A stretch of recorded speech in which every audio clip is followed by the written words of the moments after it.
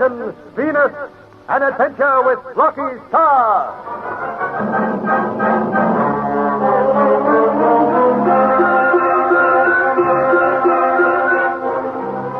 While attempting to reach Rodden by a little-used jungle track, Anne Vernon is captured by Gorg's men. Rocky, Mitch, and Yan desperately try to rescue her.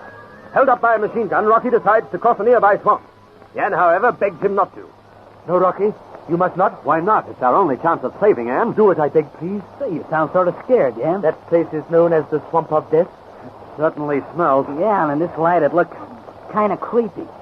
Believe me, none of my people would enter it. But there's nothing to be afraid of, is there? Yes, death lurks there.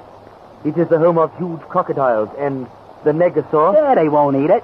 What, crocodiles? Yes, and they are much larger than you have ever seen. Well, we have machine guns here, and that'll soon quieten them. That is not all, Rocky.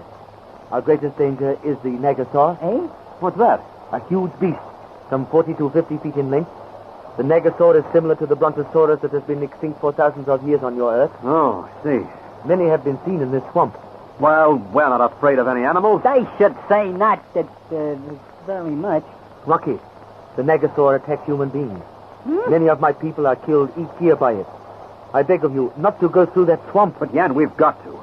We must get in front of Gorg's men to save Anne. Hey, say, Rocky. Listen, you two can stay here and I'll go alone. Oh, don't be such a hero, pal. If you go, I go. Even though I die of fright. I will come with you. Well, come on, let's get moving then. We haven't much time. Watch your step and keep your eyes wide open for Gorg's men.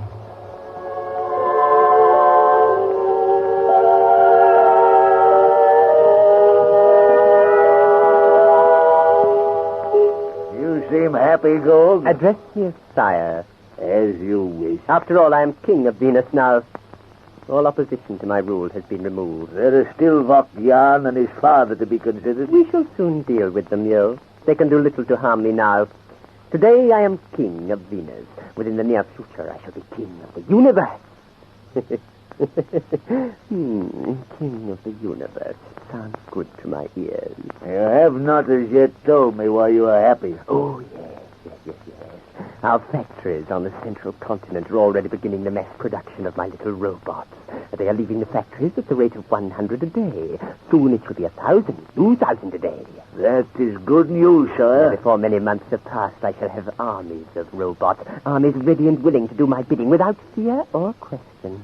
Now I understand. I shall build the greatest striking force ever known. I shall crush into the dust every world that dares to oppose my wishes. Sire, which planet shall we attack first?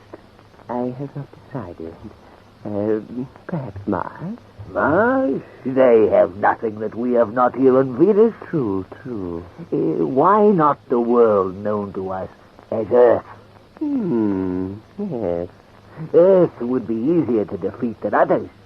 They forever quarrel among themselves there, according to the information our spaceships brought back. That is right.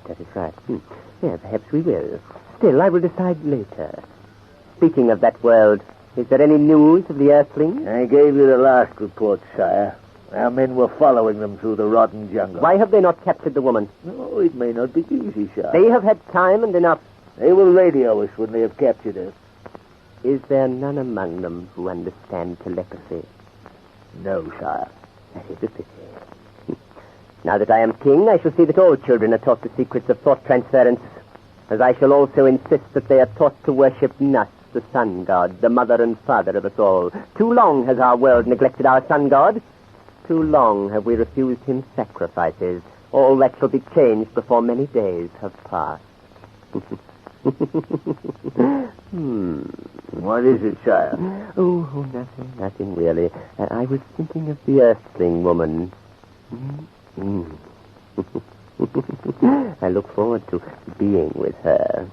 However, let me tell you of my plans for the conquest of the universe.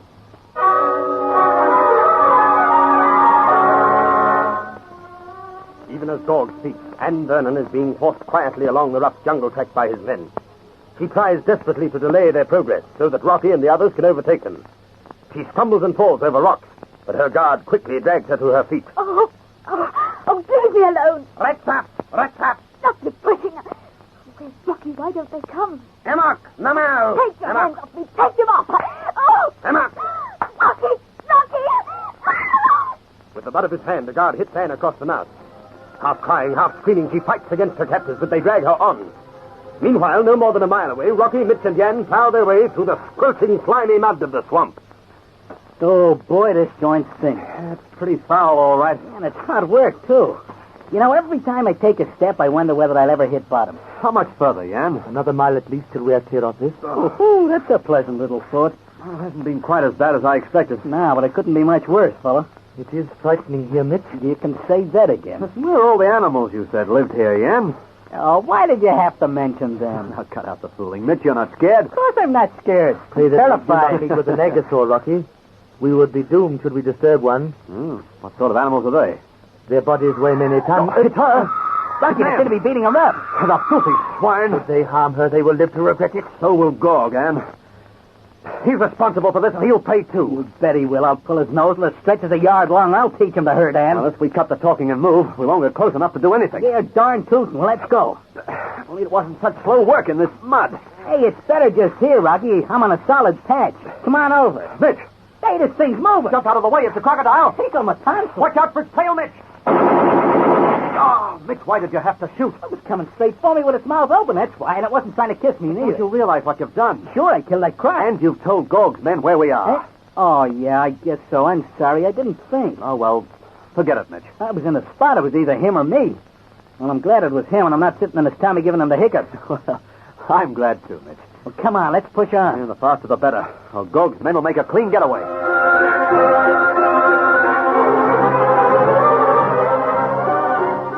Those are my plans for universal conquest, Yo. Can we do it so easily, sire? I swear in the name of Nuss that we shall.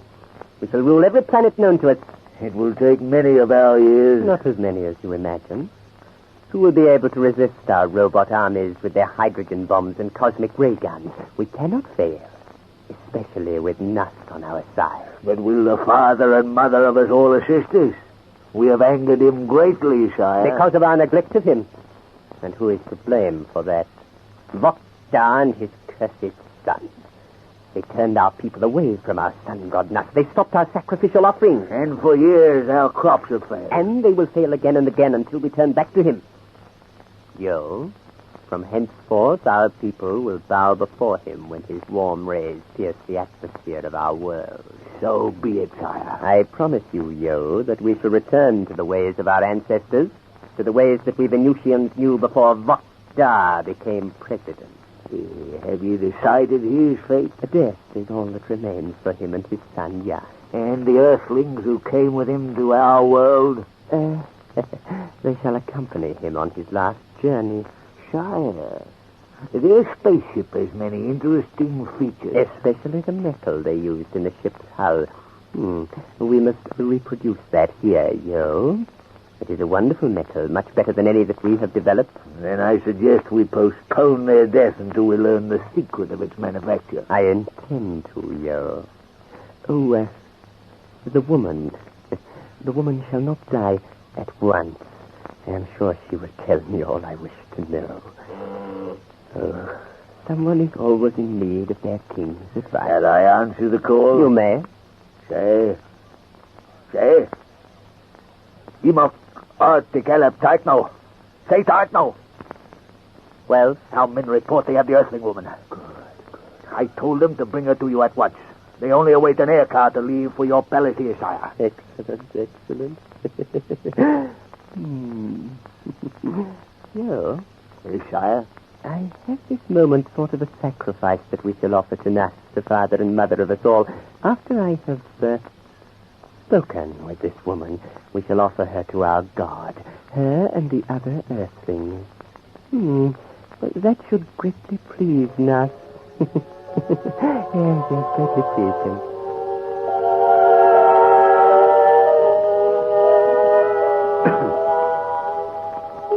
I will be glad when we are out of this swamp. Well, you're not the only one, Jim. This dump gives me the creeps. I expect some animal to pop out of this muck every step I take. I'll save your breath and let's keep moving. What do you think I'm doing? Well, we're moving too slowly. Don't forget that Gog's men have Anne. Oh, there's no need to remind me of that. Unless we hurry, they'll get away with her. But tickle my tonsils, what's that? Rocky, it is a Negasaur. All right, well, there's no need to panic. Hey, look, right ahead of us. Oh, boy, look. Yes, I am. It's terrific, Rocky. It's eating off the top of that tree. Gosh, it must be 40 feet high. Run. You just seen us? Come on, Rocky. It's coming for us. Run while there's time.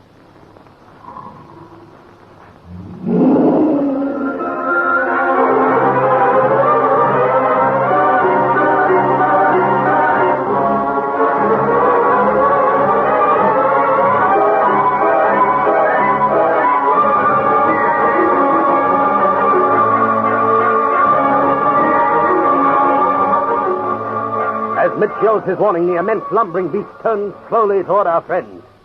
For a second, its huge, burning eyes stare at them. Then it takes a step forward. Its long neck reaches out and shoots down toward Rocky. Can he fight off this giant prehistoric monster? And what of Anne? There are thrills ahead for you, so be sure to hear the next thrilling chapter of the Rocky Star Adventure, Destination Venus.